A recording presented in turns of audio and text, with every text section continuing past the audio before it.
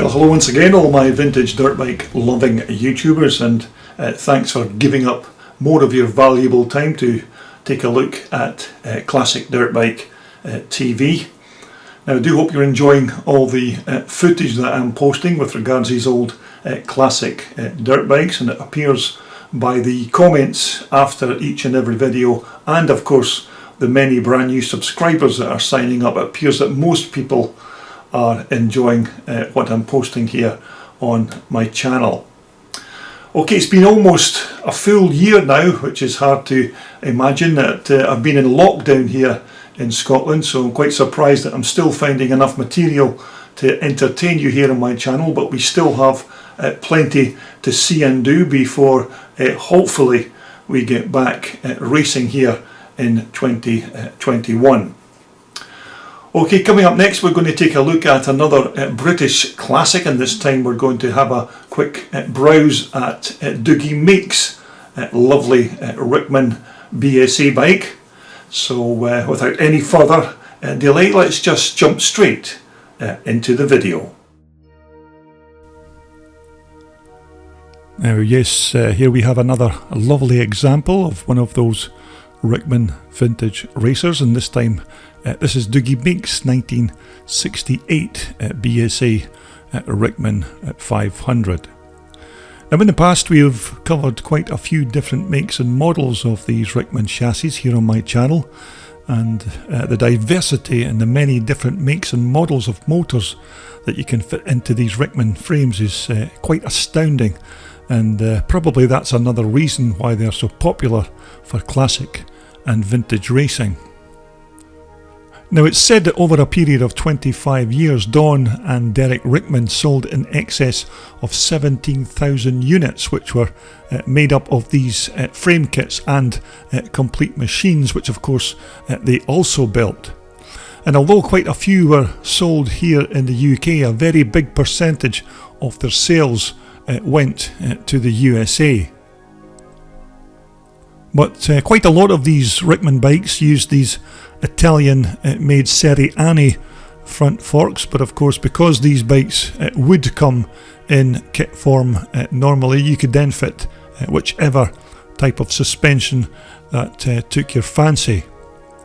Now, I'm not entirely sure about Dougie's front brake here. I think this could be a pair of Grimmica front hubs here fitted to this bike, and he's also got a pair of alloy wheels on the front and the rear, and you can see he's also fitted a very nice alloy engine guard down the front tubes of the frame, just to help stop any stones or other debris from damaging that precious BSA motor. Now, the rear suspension are a pair of YSS units, which are very good quality and of course made here in the UK. And there's also a nice sounding bark from that rear tail cone when this 4-stroke BSA motor gets fired up, which of course we may be able to hear later in this video. Now, earlier BSA engines had the round barrel configuration, although BSA then I think changed this in 1967 when they went to this much squarer type cylinder barrel. Now, as far as I'm aware, Dougie's BSA engine is a 475SS motor, which I think stood for Street Scrambler, which was basically a BSA engine aimed at off-road use. But these old 4-stroke BSA motors make quite good power plants for these kind of vintage racers, because they're fairly easy to work on and to maintain, and of course parts are relatively easily accessible if you want to do a full rebuild or maybe some upgrades or some tuning. Now, once again, a dry sump engine with the oil housed in the frame, and the engine of course is just a simple 2-valve motor with one inlet valve and one exhaust valve.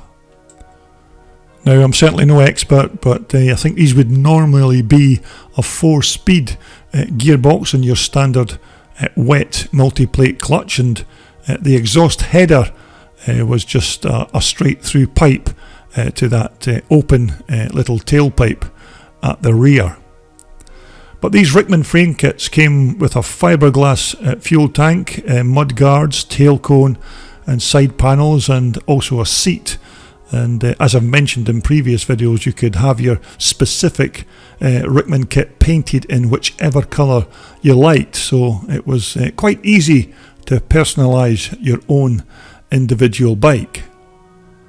But mind you, the thing is with these fiberglass fuel tanks is that they don't take too kindly to storing modern day fuels in them for long periods of time, and eventually they can damage the insides of the tank, although this is not a problem if you just drain the fuel down if the bike's not going to be used for some time.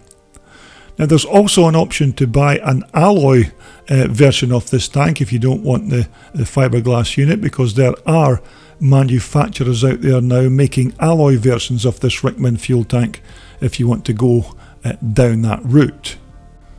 But this upside down boat shaped tail cone is one of the big giveaways when you see one of these Rickman bikes on the racetrack. One look at this bike's rear end, then you know immediately that you're looking at a Rickman Scrambler.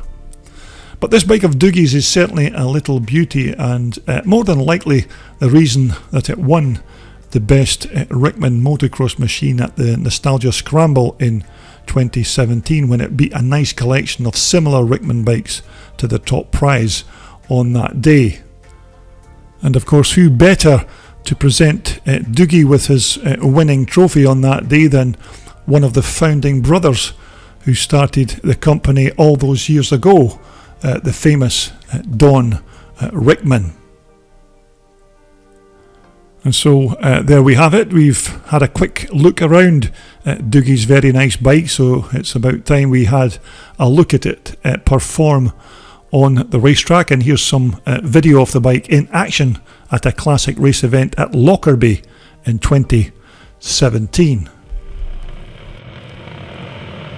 And here we can see Dougie's second from the right there, just leaving the line, and this is one of the pre-1968 over 350cc class races, and as you can see, Dougie's made quite a good start in second position there, chasing number 41, that's Peter Dobinson, who's also riding a Rickman Triumph Twin.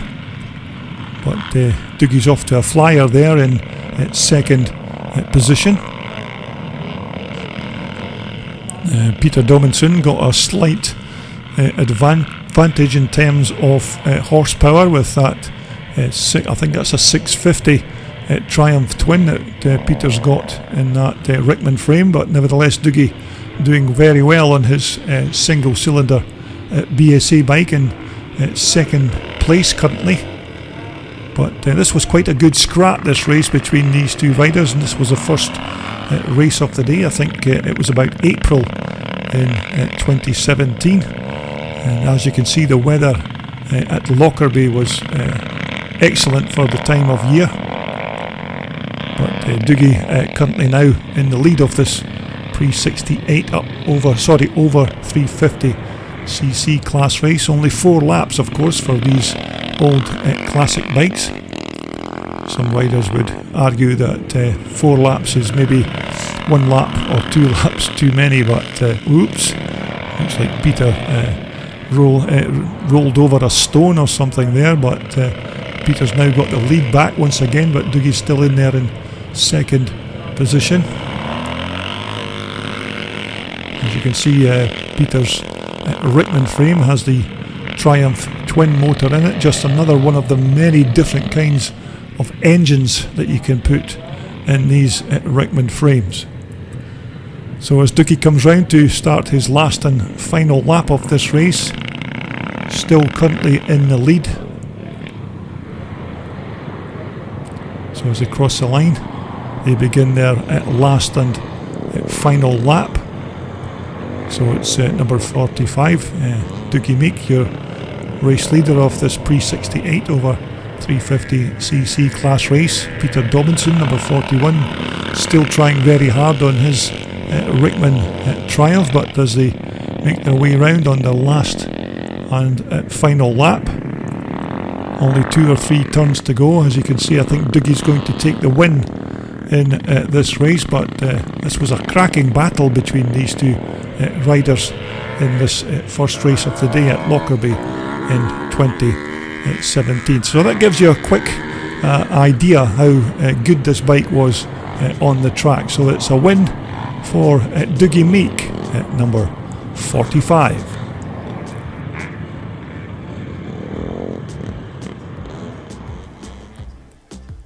But when Don and Derek Rickman designed these frame kits and bikes back in the early 1960s, who'd have thought that more than 60 years later that these bikes would still be as popular as ever? And that's another reason that the great Steve McQueen, who owned a couple of Triumph Rickman Matisses, quoted at the time, "This rig is the best handling bike I've ever owned." Well, I hope you enjoyed that quick look around Dougie Meek's quite nice Rickman BSA. A fine example of one of those old classic vintage racers. Okay, it's been quite a while since we've posted any Evolution bikes here on my channel, and we do feature them from time to time, so it's been some time since we've featured one, so we're going to put that right immediately in my next video posting, and we're going to take a look at this lovely 1989 Honda CR250 Evolution bike. So I do hope you will all return to my channel to take a look at that. Okay, until the next time, everybody, continue to be safe and well, and we'll speak again very soon when we all return to Classic Dirt Bike TV.